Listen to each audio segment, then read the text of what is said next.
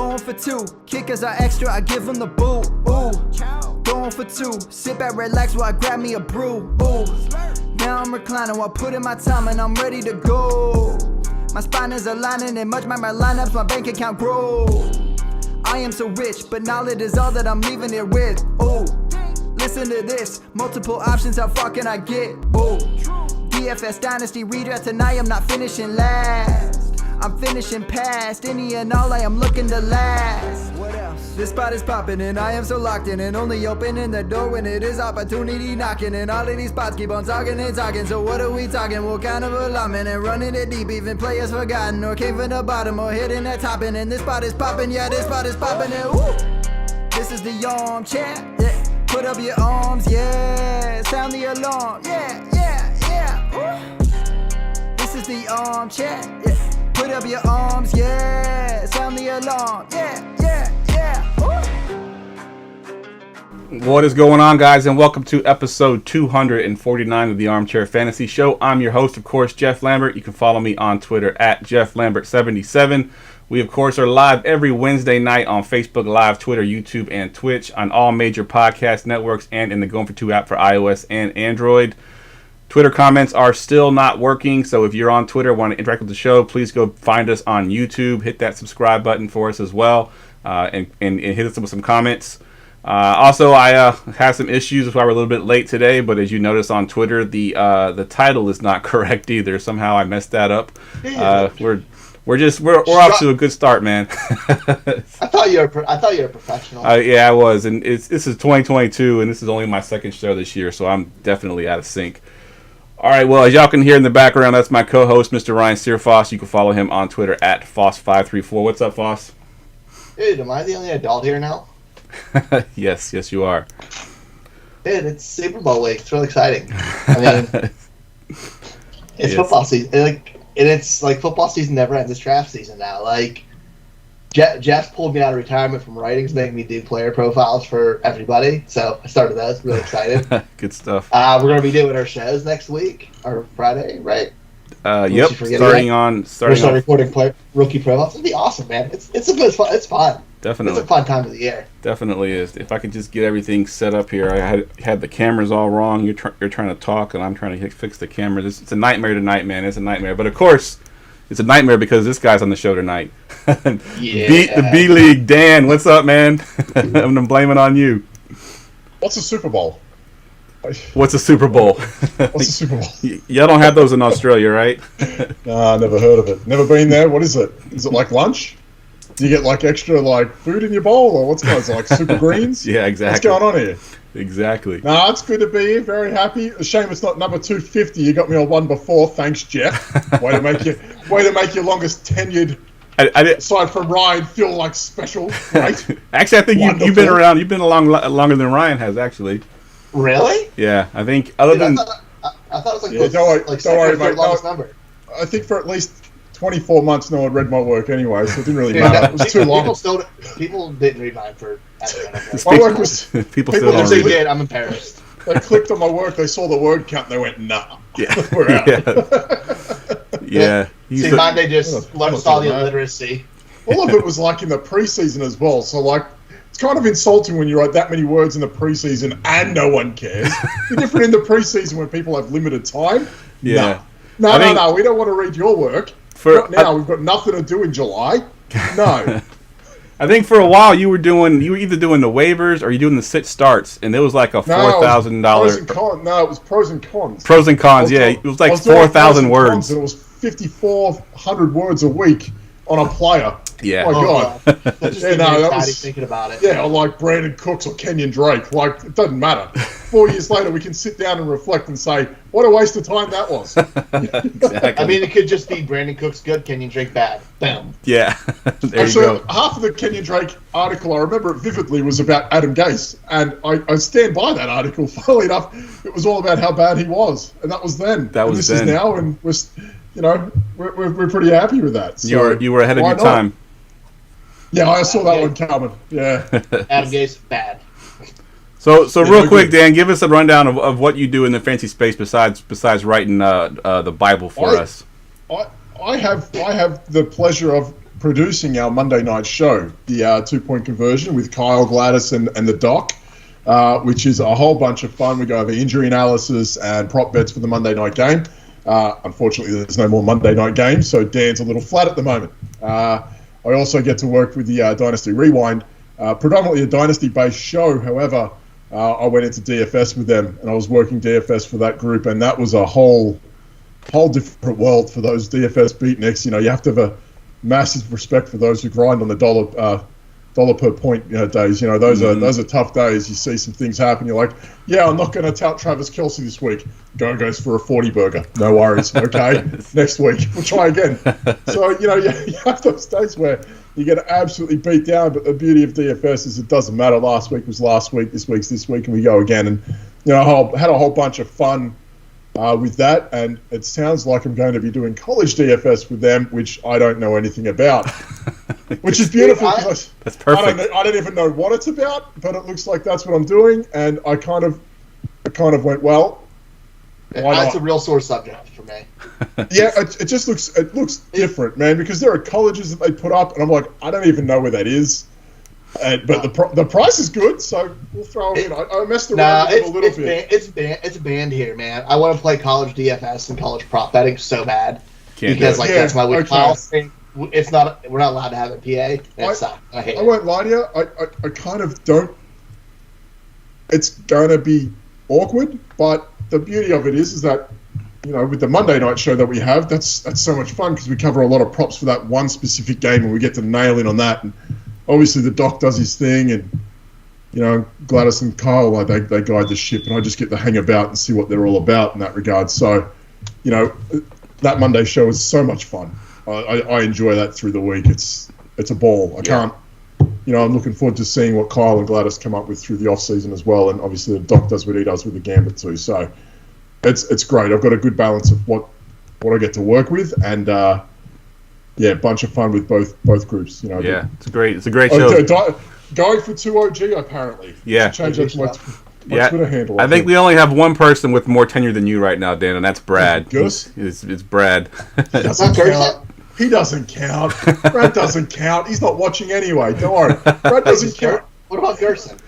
Gerson's hasn't been around as long as Dan either. Gerson's been on the podcast for a while, but I think Dan was already writing for me at that time.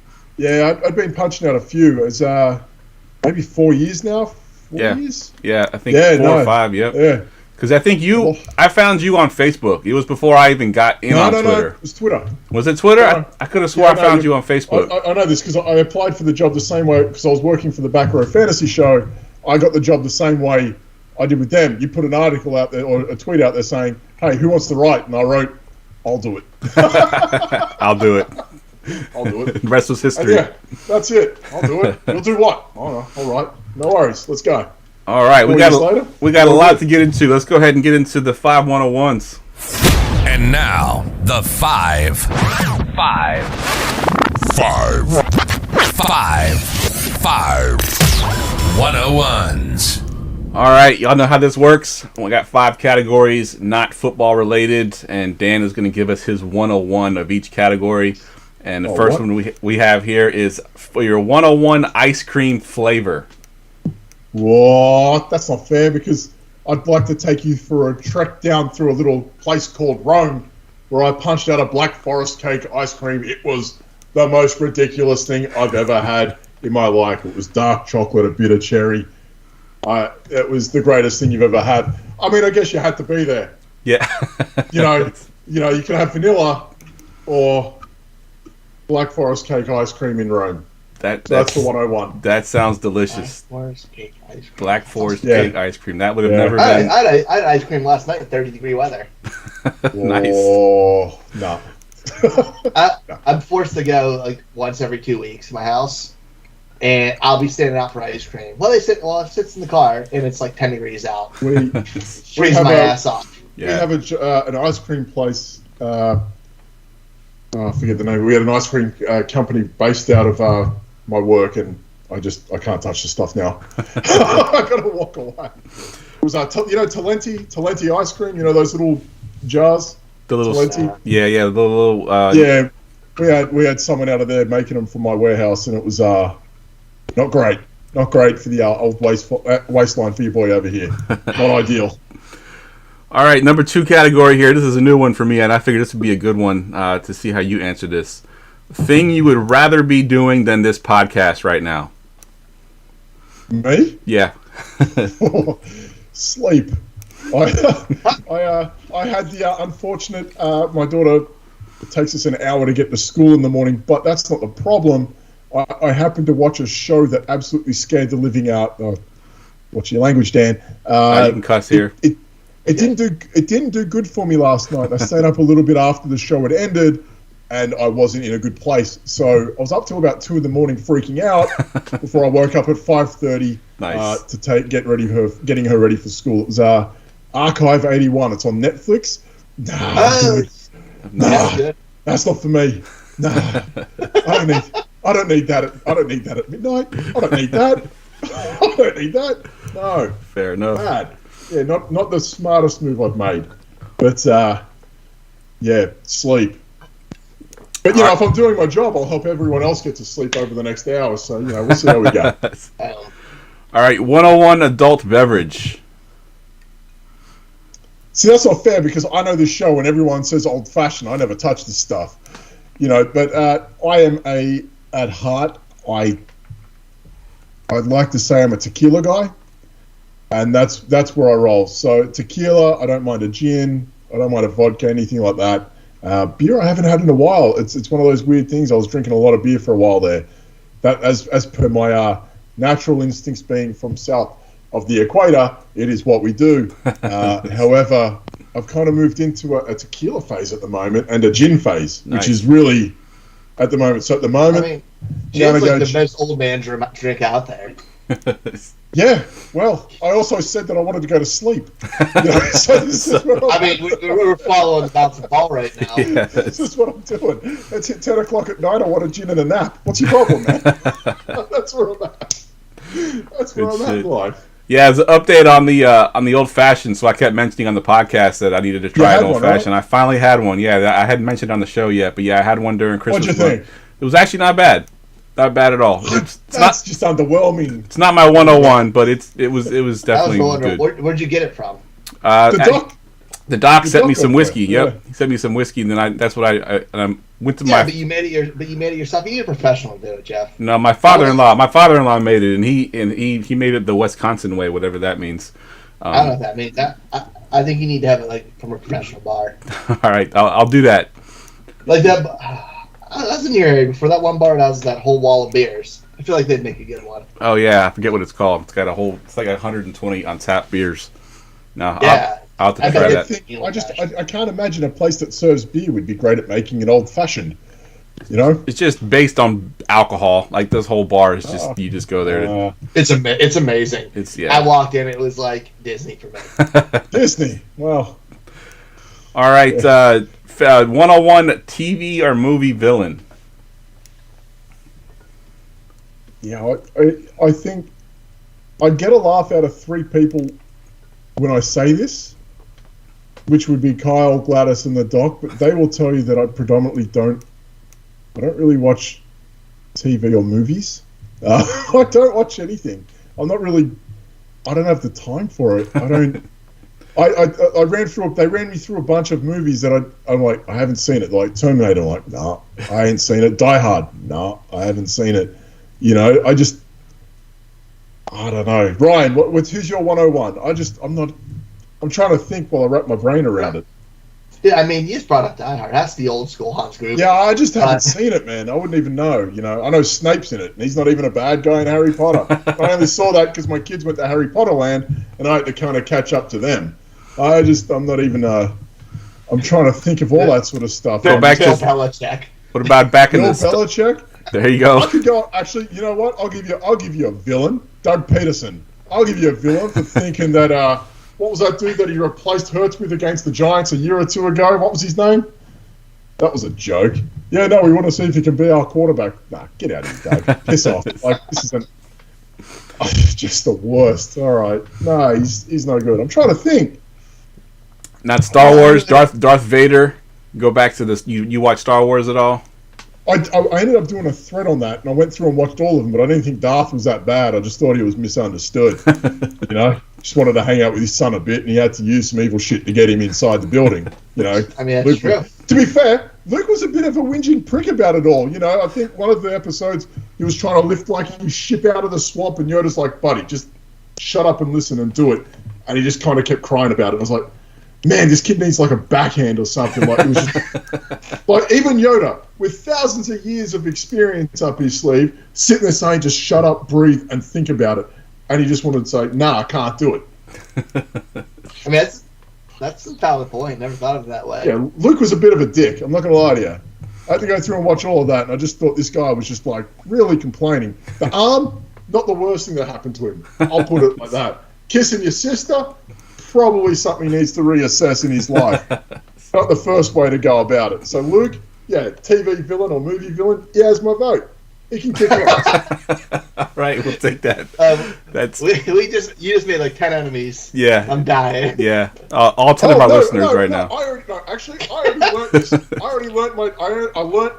learned my lesson from coming after Encanto of the Disney woke Twitter. I'm not going through that again. I don't want to upset people. I just thought it was a bad movie.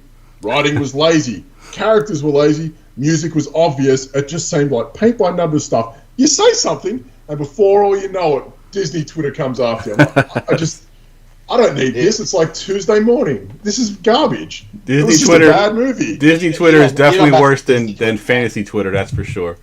Encanto was garbage. I thought it was rubbish. Oh, no, we can't go after that. We don't like Bruno. Well, come on, man. It was just lazy. Come on. All right, they can do better. They got billions of dollars. Do better. Do better.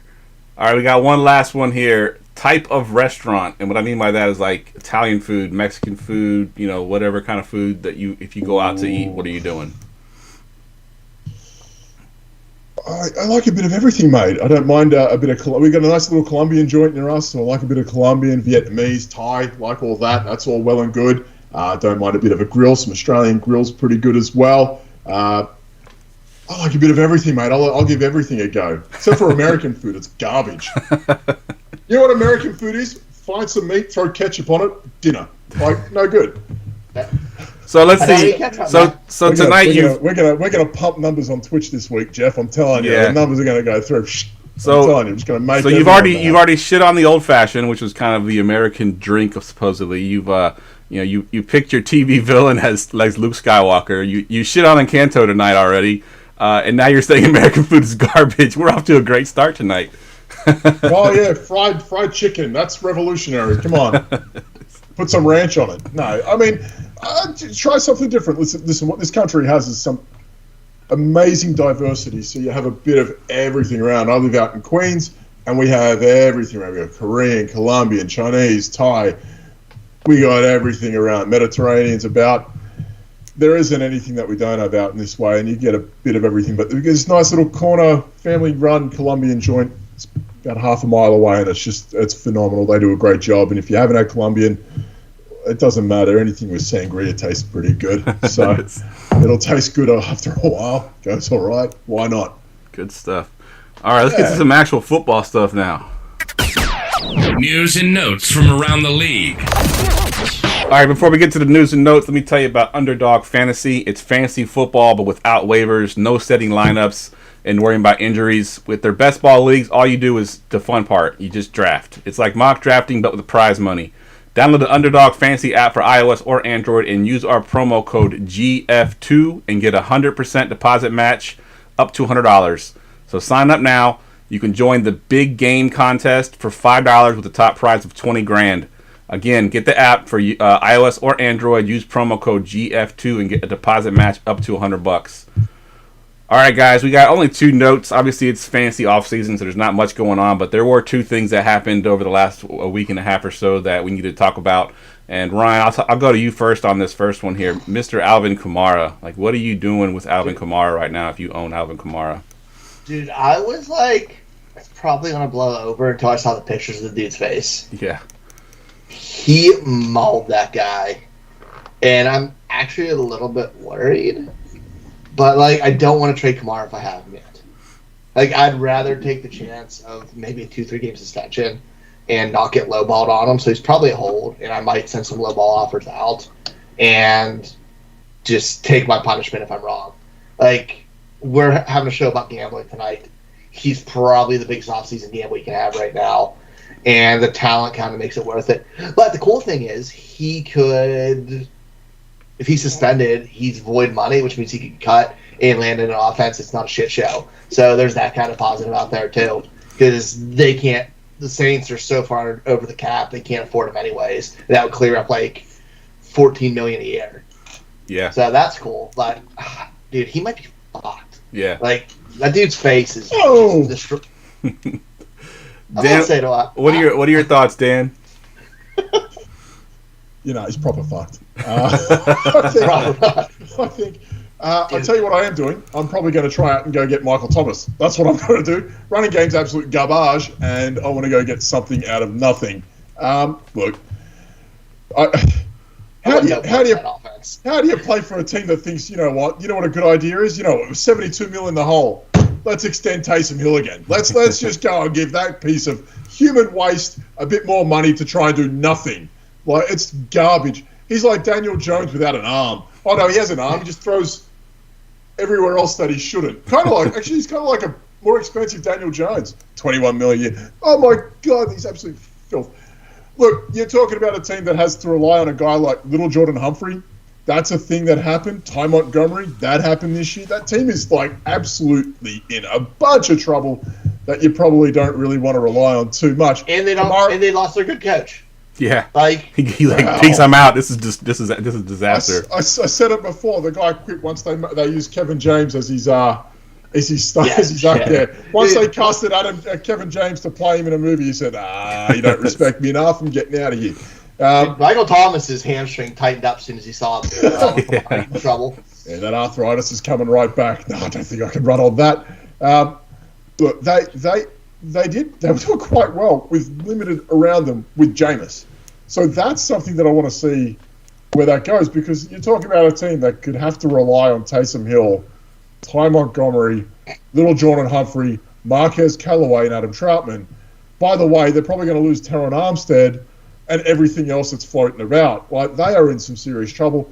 Kamara, I don't think they'll cut him based on the idea that they are in serious trouble and they're going to try and hold on to anything that can help them tick. So I don't know if they'd keep Dennis Allen on just to get rid of Kamara. I think that would be something I'd find concerning, although Allen might know how to navigate around that. But they also didn't think it was possible to get rid of Kamara before. I get they've got a window to do that now. I understand that as well. But what are they going to have to do? Replace him with another running back and make their team worse? Like, it's going to take a hell of a rookie or free agent to replace him for a team that's going to be arguably much worse. So they're Bryce Young territory for this next year, like 2023 draft. They're in the Bryce Young area. Like, they could be, yeah.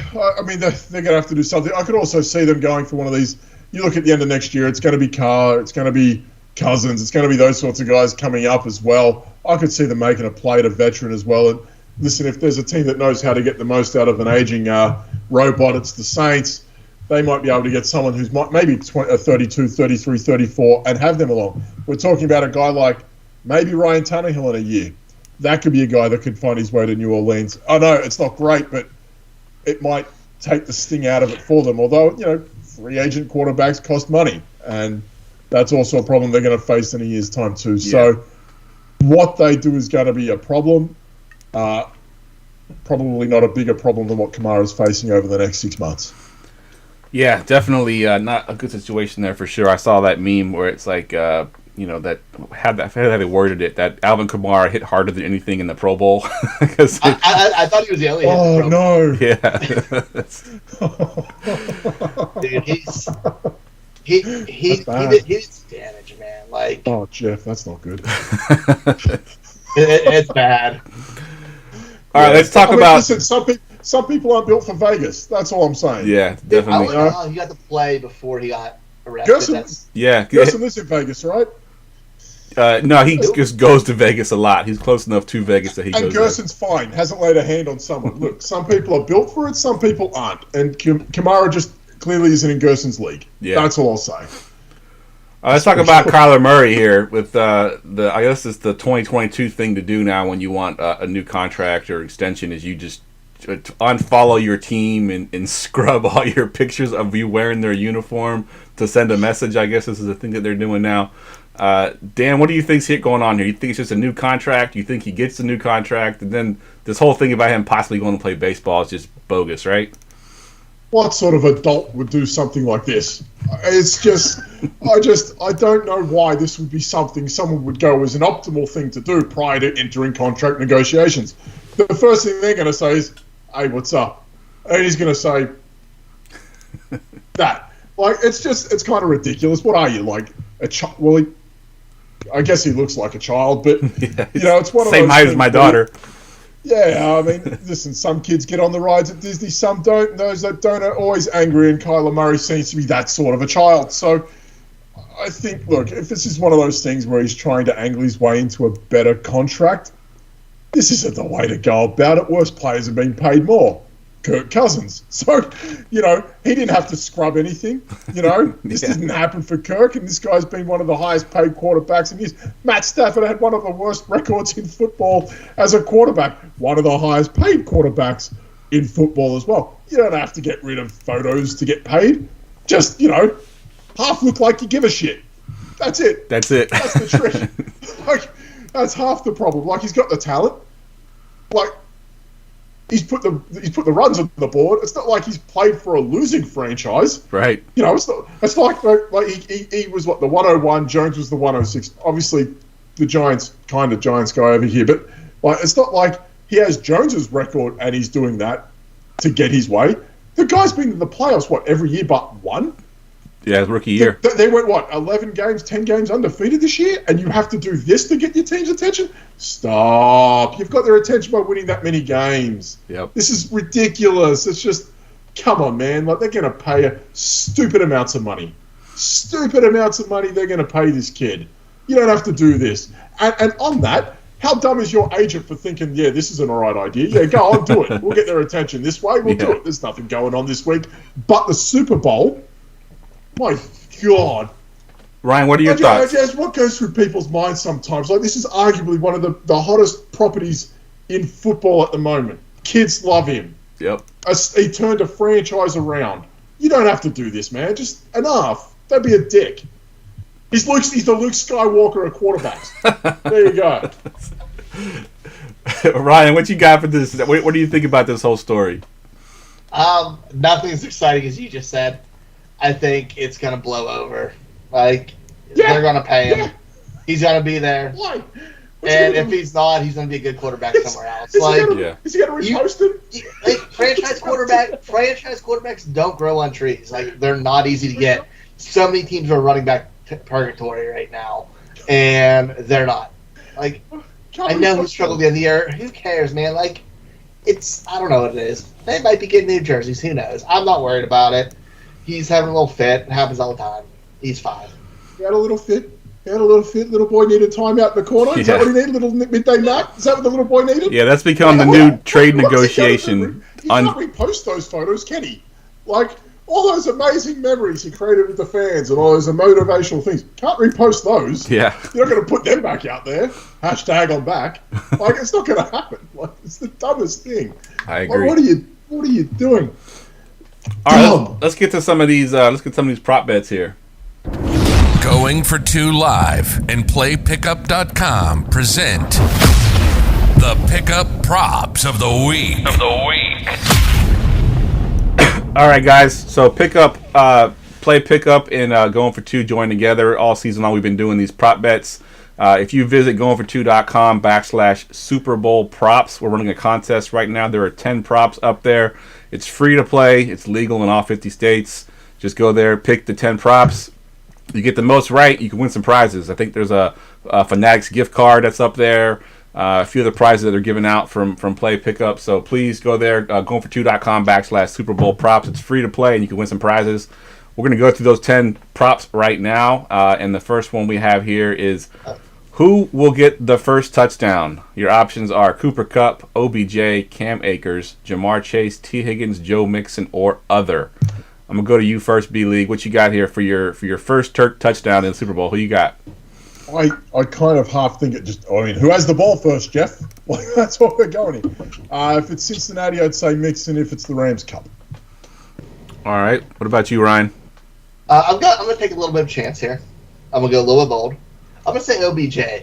He's been kind of on fire and been sneaky good, so I'm gonna take a little bit of a chance here with him, and it probably pays out a little higher. Yeah, and I'm going to go with a little bit of a chance, too. And I'm going to say T. Higgins scores. I'm going to say that they're paying attention to Joe Mixon and Jamar Chase, and I think T. Higgins gets that touchdown. Man up, say Tyler Boyd. Make it happen. Yeah, go all in. All right. This one really is just going to kind of decide if you're picking the Bengals or not. But will Joe Burrow pull off the trifecta with the Heisman, the college football player of the year, and then Super Bowl? You think he gets this, Ryan? I'm saying no, because that offensive line really scares me. We've seen Super Bowl last few years when they've really gotten after the quarterback. It's hurt, and we're not rolling with scrubs back there in the secondary for the Rams. I think it might be a little bit more of a struggle, and I feel the Rams are going to win this anyways. I guess it's kind of jumping ahead for anything we're doing later in the show with having basically picked the game right here. Yeah, basically picking the game. Yeah, that's a little bit of weird order they put these in, but yeah, I agree. And he's never going to get the trifecta. No Super Bowl for the Bengals. Yeah, I think my heart wants the Bengals to win, but my head says the Rams because, like you said, that defensive line is just nasty, and that offensive line of the Bengals is not. What about you? Dan? Are you going to go with Burrow here, getting the trifecta with the Super Bowl here? Jeff, I'd say he's got a 50% chance of doing so. So, yeah, there's something about the Bengals that have shown a lot of resiliency through the playoffs. I think that's something we can say about when you look at the Rams. They absolutely slapped Carla Murray about, and they had a pretty good first half against the Bucs as well. San Fran posed a tougher threat, but obviously a familiar foe in doing so. The Bengals have faced overtime, and they've faced, every top seed going about. They've got a bit of resiliency. So, for those who are writing the Bengals off at this point, why? Other than the Rams are really good, why? So why can't Burrow? I know that line isn't good. It's been bad all playoffs. They did it against the Chiefs. Titans with an incredible front as well. Got past them too. So he can. And I wouldn't be surprised. I wouldn't be surprised at all if he did, to be honest. I hope you're right. I don't want the Rams to win. They're in my division. I don't mind. How can you not be unhappy about having this? Because the Bengals are in my division. I want the Rams. Yeah, no, I understand, but this is kind of out of nowhere, right? This is out of nowhere. This is only because my NFL history only goes as far back as 2012, but this is a Giants team beating a Patriots that are undefeated. This isn't meant to happen. The Bengals aren't meant to make this quick of a turnaround. Yeah, and the Rams have let's face it, they've beaten heavy favorites too, and they looked a mess mid-year. So it's kind of refreshing to see some teams like this in there. Yeah. I just hope McVay doesn't blow it like he did a couple of years back. Yeah, it's interesting too because they're both built differently. The Bengals built through the draft. They drafted Boyd, they drafted Chase, they drafted Higgins, Burrow, Mixon. And you look at the Rams; they're trying to buy a championship. They traded for Matthew Stafford, they traded for Jalen Ramsey. They traded for all these guys, OBJ, Von Miller. So it's kind of a tale of two different teams here, and which team wins out will be interesting to see. Yeah, it's interesting to see the tale of two worlds, how they've done it their way. And obviously Taylor and McVay coming from the sort of same coaching tree, similar philosophy, and the franchises have done it. Obviously you look at what the Rams have, a multi-billion-dollar facility, state-of-the-art stuff. Rams are kicking it about in a Walmart parking lot. So, this is some pretty, contrasting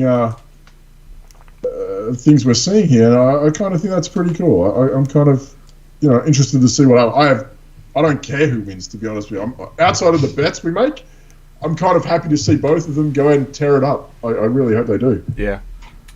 All right, next prop bet here. We got over under Stafford to Cup touchdowns. The line set here at 1.5. So basically, does Stafford and Kupp combine for 2 touchdowns and more, Ryan? Dude, that's so tough. I'm going to say, yeah. Kupp's been unbelievable, and the Bengals' pass defense still is not the best in the world. But I'm going to go with the over on this, even though my mind's telling me I shouldn't. What about you, Dan? What you got? Over, under 1.5 touchdowns for Stafford to Kupp. Who's Eli Apple on? Nobody. Yeah. Whoever's on him. Look, there's no reason why it can't happen. I think if you're a punter, then this is, as tasty as anything you'll find in regards to Kupp Stafford combined. So, if you like that sort of thing, why not? It wouldn't be the first time I don't think Kupp's done this. 6 times this year. Yeah, so, why not? The Bengals, they'll give them every opportunity to do so. So, yeah, have at it. Yeah. Why not? Give it a go. I'm going to go over as well. If you look at the last couple playoff games, the Bucks, everyone in the stadium knew that they're going to Kupp, and they still went to Kupp. Yeah, to be honest with you, I kind of feel like I've it could be the Giants' nepotism in me, but I feel like this might be a Beckham game, and I think this could be him going for 2. He could go nuts this week. Yeah. So Beckham's the reason I hesitated. Yeah. Yeah. No, and look, I mean, it kind of feels like when Van Jefferson was healthy, it was almost a bit more spread. I know it sounds silly. I'm not saying it was more spread about, but him moving away, this is the obvious thing. The state has been absolutely incredible for Beckham and Kupp, and I don't see why that would slow down for either. I think Beckham's a chance at 2 as well. I would have 0 problems at getting my feet wet on either. Because if Eli Apple's anywhere near Beckham, which I feel like that's the way it's going to go, Beckham's going to go freaking bonkers. Yeah, he'll go ham. Plus 750, 2 touchdowns for Beckham. Yeah, no, I mean, The dart throw. A dart through? Well, yeah, sure. I could see Beckham going absolute ham with the narrow. There's nothing you can say about Kupp this year that doesn't equal greatness. He's been great, but Beckham's that guy that he's box office Beckham. I think that could be a thing where the lights are on bright, man. That kid's going to dance. I think he's going to have a big one this week. All right, we're going to skip the coin toss one and the overtime one because I think those are. It's going to be heads, by the way. It's going to be heads, and it's going to overtime. So. And it's going to overtime. Tails is up by 2. It's going to be heads. All right. Defensive touchdown. Do you think there's a defensive touchdown in this game, Ryan? Wow, it's either definitely or not happening. Yeah, and it can go either way. It can be either the Rams or the Bengals scoring one. It's happening. Feeling it. It's going to be the Rams. Rams are going to score a defensive touchdown. Yeah, I can see that. I can see Rams that will score. No, why? It's going to be Eric Weddle. He's going to even go predict who it's going to be. I like it. No. I could see Stafford throwing a pick 6. Stafford could throw a pick 6 or 2. He's good for it. If it was going to happen, it's coming from. Burrow seems a bit more safe in that regard. I couldn't see him doing that. He's thrown picks in the last 2 games. So. Yeah, but not the pick 6s. That's not him. That's Stafford. It doesn't normally have. Burrow's all right, and he doesn't really fumble it as often as you think. Stafford's known for absolutely bricking himself and doing something stupid, and I can see that coming from him. Do I think it's going to happen this weekend? No. All right. I also just wanted to say Stafford looks like he bricks himself because he does. It does look good. He looks like he's in a bit of trouble every now and again. Yeah. All right, this one's pretty simple here. Who has more receiving yards, Cooper Kupp or Jamar Chase, Ryan? Oh. I'm going Cooper Kupp, and I mean he's just a horse. He also doesn't have Jalen Ramsey on him. It's Kupp. I love Jamar Chase. I think he's in contention for the 101 for receivers next year, and he absolutely is for Dynasty. But Cooper Kupp has just been unbelievable, and like I said, Ramsey ain't on him. So sort of put into comparison, and I think my answer will give away on this as well. So I put this down on something I sent to Jeff earlier. So the line prior, this was about Tuesday when I put this together, was 104.5 for Cup and 79.5 for Chase. Cooper Kupp has only had 7 games this year under 104.5. Wow. Whew. Jamar Chase has only had 7 games over 79.5. So Cooper Kupp has had the same amount of games as Chase in regards to over and under. Kupp's going over. Yeah. Whatever Chase does is, gravy. But, to think that, in 20 games this year, Kupp's, 65% over 104.5? What are we doing here? Yeah. Chase has to go freaking nuts and do what he's only done 7 times this year to catch up. And Kupp has to just be average. He has to be average Kupp. Kupp's sleeping and he's catching yards. Yeah. It's ridiculous. He's not fair right now. He isn't fair. No. And Eli Apple could be on him. And Yeah, that'd be a nightmare. Somewhere. his mom will be talking bad on Twitter afterwards. That's all I'm saying. Yeah, no, the Bengals fan base is no good either. That's why we lost. No, it's because you're bad at your job, bro. Even the Giants cut you. We don't have we have no quarterback. We opted for a guy that was in prison over you at one point. Like, come on, this is where we're at. DeAndre Baker, we actually fought for him. We just kind of cut. Like, get out of here. All right, let's move to the running backs. More rushing yards, Akers or Mixon, Ryan? I'm gonna go Mixon. He's been so solid all year. They've committed to him, and it's just we trust. I love Akers, but it just hasn't happened, and it's gonna be a little bit of a shootout. So yeah, I'm gonna go with Mixon on this. Go with Mixon. What about you, B-League? You going with Mixon or Akers? More rush yards? Akers has yet to tally over 55 yards rushing this postseason. I'm going to go with Mixon. Yeah, I'm going Mixon as well. I think the Bengals, to win, they have to get Mixon involved. He's definitely one of their keys. I think the Rams can win without Akers. They've done it all year. So it's a great story. Just I'm not betting on him. Agreed. Yeah. Nah. All right, this one's happy for him. This one's tough here. I went back and forth on this one. Most passing yards, Matthew Stafford or Joe Burrow? I'll go to you first this time, Dan. Yeah, I think I'm going to go to Stafford anyway. Again, we spoke about even if this is a shootout or not, I think Stafford's going to look to launch it no matter what. Burrow, it's only gone over 251 once this postseason, and Stafford has, he's basically crushed this postseason. He's only had 1 game under 337. So I'm going to go with that. So this postseason, Stafford under 337 passing yards once. Wow.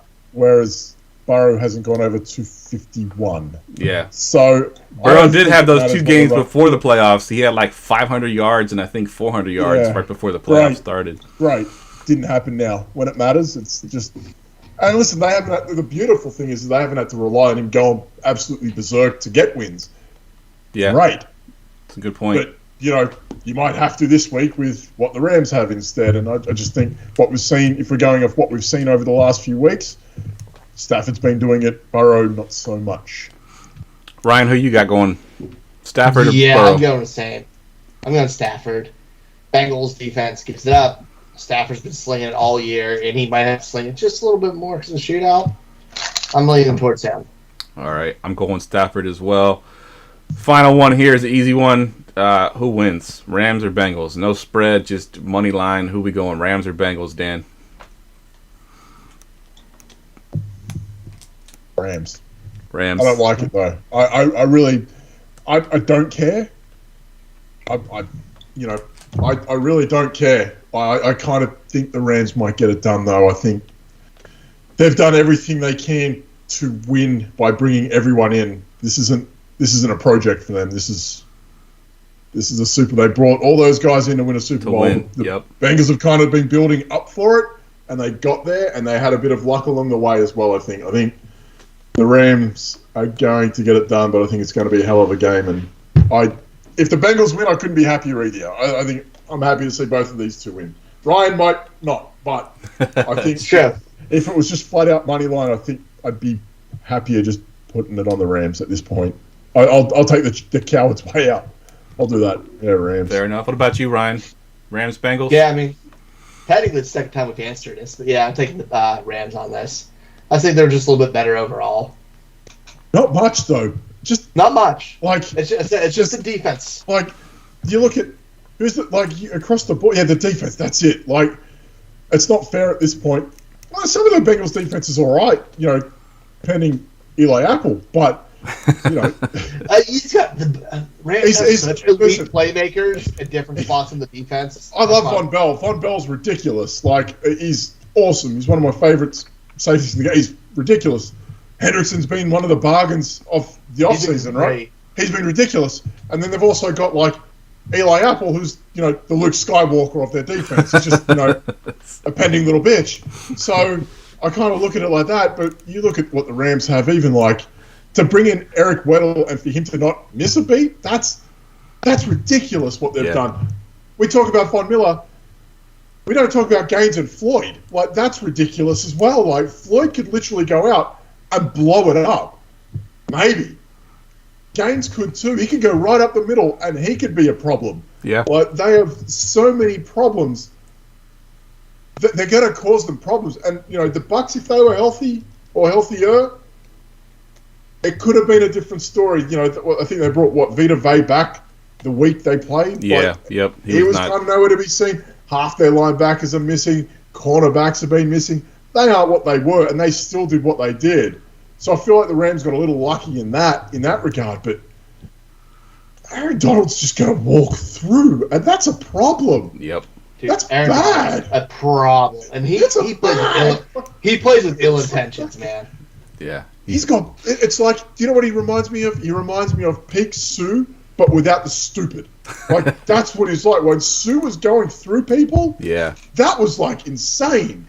Donald's doing that every week without the stupid with him.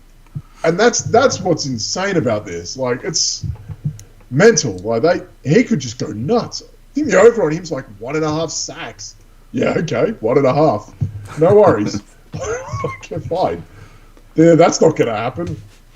But like, Von Miller's been pretty amazing, and they brought him in for nothing, and that just seems to be the difference. Like, they've got playmakers on. They got it everywhere. Everywhere, and every the Bengals are going to have to do everything possible to keep up. I think the Rams might take this one. All right, I got a live read here, Dan. If you can pull up the polls, I'm going through this live read here, so we can talk about the polls next. Which polls? The ones on your Twitter account. You can pull those up so we can get the results on that. Oh yeah, no worries. Oh, we put all of our bets on polls. I didn't know this. No, he just put a couple of them up on there. We were going to talk about them. So the ones that you were talking about were from the article, right? The ones that, the one we just talked about now were the article ones. Yep. Wow, it's a hell of an article, to be fair. All right, so are you tired of vague, misleading injury reports costing you games? Well, Going for Two's own injury analysis, Dr. James Ferretti wants to help. With his book, Injuries Suck, But Your Fantasy Team Doesn't Have To, the doc will show you a clear approach to player injuries, media reports, and coach speak, as well as how to anticipate and act quickly when injuries strike. Available for purchase on Amazon, or you can use his link on his Twitter profile at TFDoc. Stop guessing, start winning. I think, Dan, you got a copy of the book. I got a copy of the book. It's a great book. It's about this time of the show where I start waving his book about. He loves it. Yeah. Gets a kick out of it. Yeah, loves great. it. Hi, Jim. All right, poll results. So you posted up a couple polls on Twitter. Let everybody vote on their favorite. The first one you had was the over-under on passing touchdowns for Burrow and for Stafford. Across the board. So just to be clear, I got these from, obviously, sports betting's now legal in New York. Yippee-ki-yay. Guess what movie that's from? Do you know why I know that? Advertisements. I don't even know the movie. So I went with passing touchdowns over-under across the board. Both set at 1.5. Burrow 160 over plus 120 under. Stafford over minus 225 under 165. What did Twitter vote on? What was their favorite? Burrow over 1.5 minus 160. 55% of the vote. Yeah, I think I'm with you on that one. I think that's where I would go to. I think Burrow's going to have to throw the ball here to win this game, and I do think that's how they're going to basically stay in this game with the passing game. What do y'all think on that? You agree with Twitter on this one, Ryan? Yeah, I'm smashing the over on it. He's done it all season long. I'm smashing the over on both, to be honest. If I can, Burrow has only gone over 1.5 TDs twice in the postseason. He's had one game with 0 passing touchdowns as well. That was also that stink fest against Tennessee. So he has put up a donut this postseason. But during the regular season, though. We didn't know that one. Yeah. Yeah, so Stafford has also thrown for two passing touchdowns in all 3 playoff games. So who are you going with? I feel more comfortable with Stafford out of those two, but yeah, I mean, to me, like if you were looking at purely at the odds of this, Burrow under 1.5. If we're across the board thinking that the Rams are going to win, and Burrow could struggle, passing that might be an issue. I'm not saying that it can't happen through Mixon or whatever. Like rushing, they might get that way as well. But under 1.5 at plus 120. If you're placing purely a solo bet, I'd look at that and go, the Rams might absolutely destroy them. It's not like better defenses haven't beaten better quarterbacks. Look to Seattle and Denver when they absolutely ruined Peyton Manning. Yep. We've seen it happen before. Look at last year. Last year, the Bucs made the Chiefs' offense look terrible. It can happen. Like it can absolutely happen. And the Chiefs, what was everyone saying? No O-line. Okay. Yeah. Doesn't matter the talent you have thrown to it when it counts. Some teams will just absolutely go through you. And I look at Burrow under 1.5. He can still throw for 1. Mixon might rush in 1 or 2. That could happen as well. If they can still get to 21 with 3 via Mixon 2 rushing. So, I saw that, but Burrow 1.5 over. That seems like the safe bet if they're chasing. Stafford went over 13 times this year. Yeah. Wow. He's been clockwork. He's a lot. Yeah. Oh yeah. Insane. All right, the other one you had was rushing yards over under. Akers lines at 63.5. Mixon's at 62.5. All across the board minus 115 as well. So Akers come up trumps, 46% of the vote under 63.5. I tend to lean that way also. So under wouldn't it also be poetic? I know we didn't speak about this before. If Sony Michel repaid the favor and scored a touchdown for the Rams in a Super Bowl. There you go. No one's spoken about that this week. That's right. Obviously, That's right. In that absolute stinker of a Super Bowl for the Patriots, he scored the winning touchdown against the Rams, and wouldn't that be something? I will never talk good about Sony Michel, so I refuse to acknowledge that. I'm not looking for you to say anything good either. Yeah, Akers hasn't touched that yet since he's been back. It's hard to think he will. It's hard to think he will against them. Agreed. I'm going under there as well. It's all fun and games till Cooper Kupp takes a sweep. 65 yards to the house. Yeah. It's happening. Get on it. Kupp over. All right, so this one we kind of talked about a little bit earlier with receiving yards. Kupp is at 104.5, Chase at 79.5. Where was Twitter on this one? Were they on the... Yeah, it was pretty close for the over on both Chase and Kupp. Kupp got the nod at over 104.5 at minus 125.37. Chase over 79.5 at minus 115. So, yeah, I mean, across the board, they think both are going over. I don't see why both can't. But, again, I said it before, the amount of times that Kupp has gone under is the amount of times that Chase has gone over. So, to not bank on Kupp to do this, I don't know how you couldn't. I don't know how you couldn't think he wouldn't in this game with this matchup. It'd be hard to see that happening. The only reason why would be is if someone out of nowhere goes off. Yep. Ryan, what about you? What are you going with here? Are you sticking with Twitter on this one? Yeah, I'm leaning with Kupp. Like he said, it's clockwork. The numbers say it, and he's literally just been unguardable. Yeah, we're talking about if Stafford's at what 259, 270. We're talking about Kupp going for 45% of his total yards on the regular. That's scary.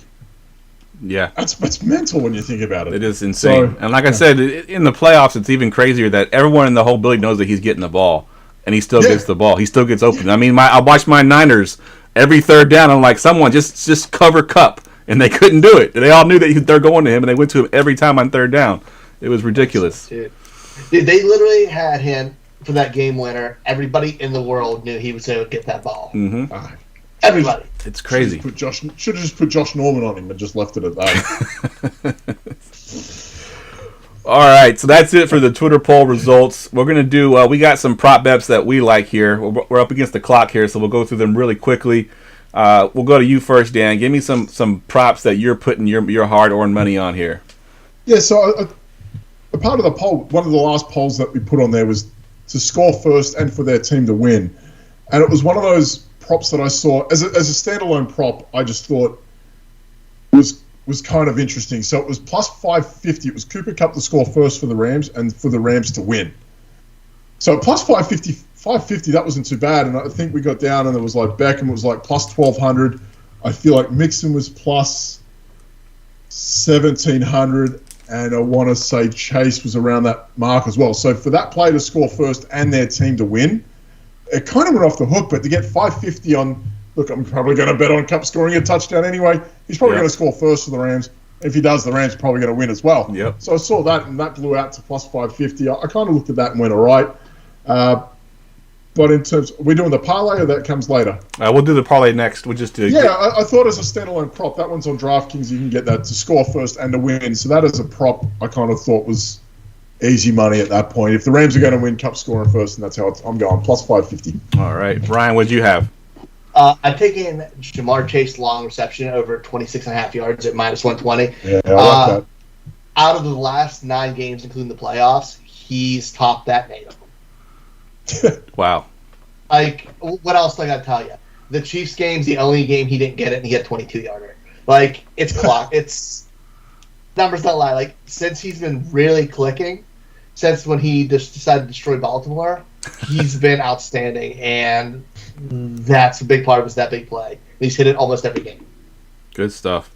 I'm trying to pull mine up here. I don't know if y'all have the same problem in your state. So Virginia has this law that if you're not on the app, for over like 10 minutes, it logs you out automatically.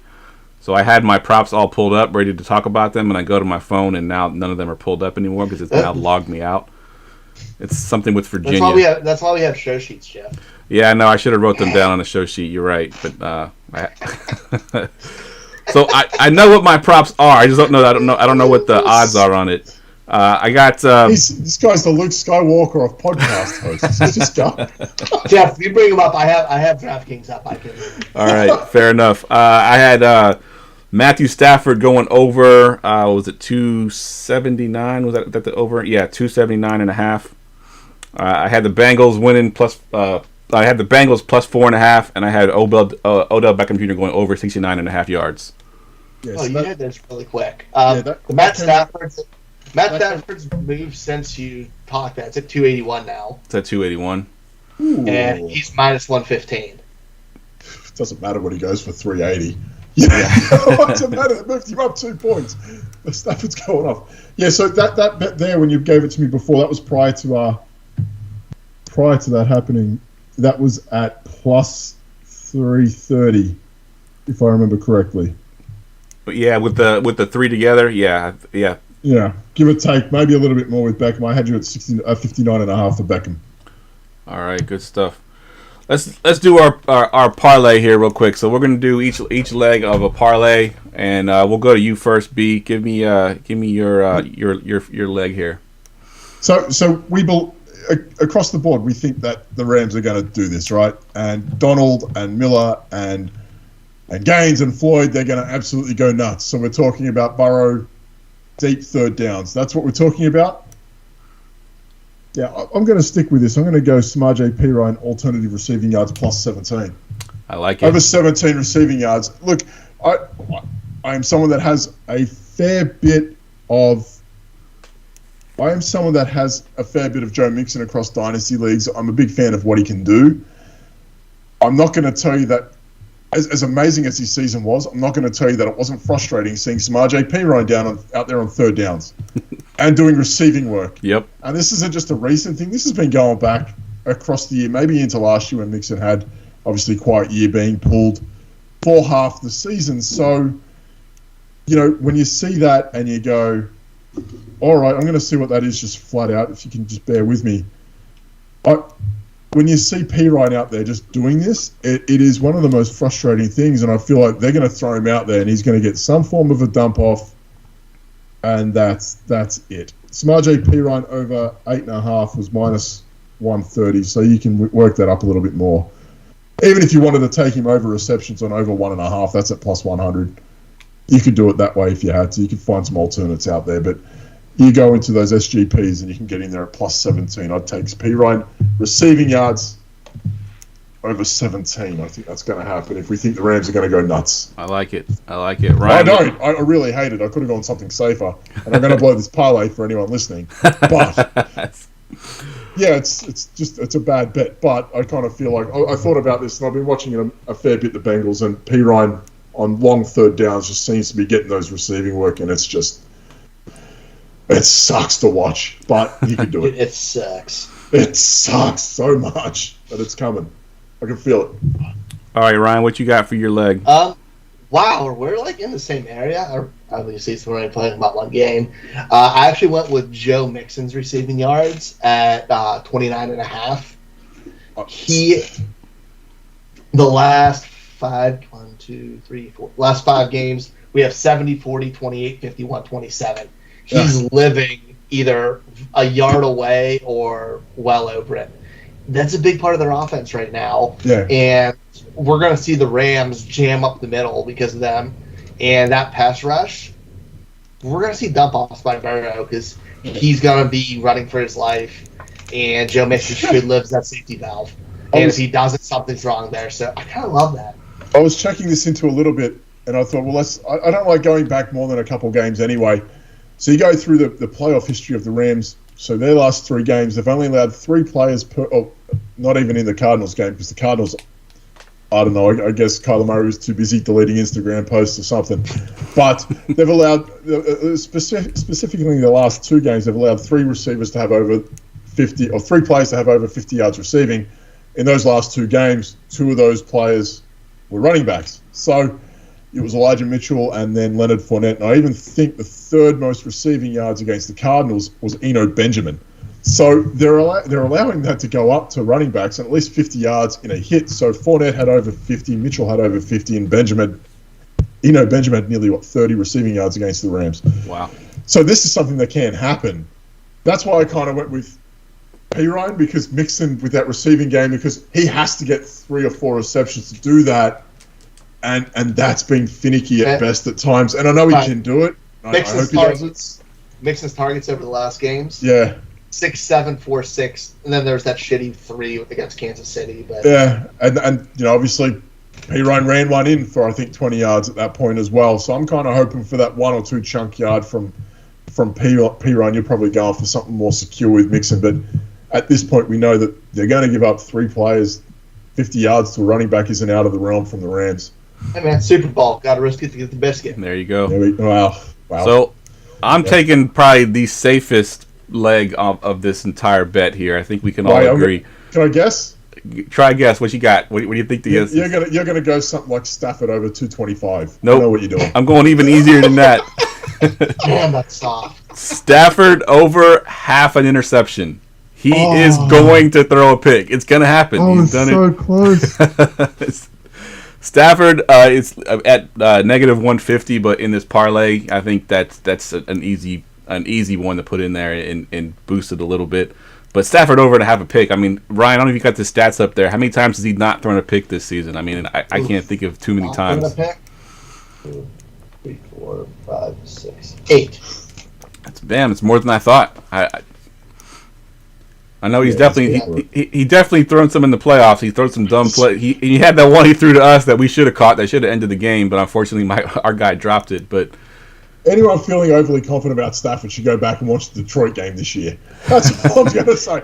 Go back and watch that, because I watched that first half and I went, "Oh, this isn't right." So I was like, "Oh, right, yeah, this isn't good." You went for 334 and 3 touchdowns against Detroit.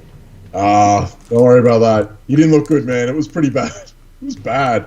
I don't remember him looking that bad before. Anyone could throw 330 against them. Even Jimmy Garoppolo could do that. Come on. Yeah, there we go. All right, that wraps up the podcast, guys. Let's go around real quick. Just give us your Twitter handle one more time and tell us what you're working on. We'll go to you first, Dan. Working on. That's funny. I am at the B League Says. You can find me there again. I do our Monday night show with Kyle Gladys and the Doc during the season. I work with the Dynasty Rewind DFS during the season as well. But right now it's the off season, and this is great. I'm happy. Doing a whole lot of nothing. Maybe I'll see what TV villains are out there. I don't really know. I've had an hour. I've been trying to rack my brain around it. I can't come up with anything. I got nothing. Ryan, what about you? Find me here Wednesday nights we're back every week again. Find me over at the Sports Illustrated Draft Bible. Our shows come out Wednesday morning for the Dynasty Draft Room. Me and Jeff will be putting out the War Room episodes, hopefully dropping next week, where I put in 5 to 10 minutes on each and every rookie who's going to be fantasy relevant. And I'm also going to be putting out rookie profiles, and I might be putting out a mock draft. I'm not sure yet. So I think I'm starting getting busy again. Good stuff. Ryan is writing again. That's it. I know it's painful. It was real awkward getting it. I haven't written it in like a year and a half. At least, and I forgot words. All right, guys. As always, you can follow me on Twitter at JeffLambert77. You'll find me here every Wednesday night. Like Ryan mentioned, we're gonna have the War Room episodes with some of the rookie talk coming up here pretty soon. We're gonna do pretty soon a collaboration piece with the Going for Two team to do a rookie mock draft. That'll be coming out. So definitely check all that stuff out.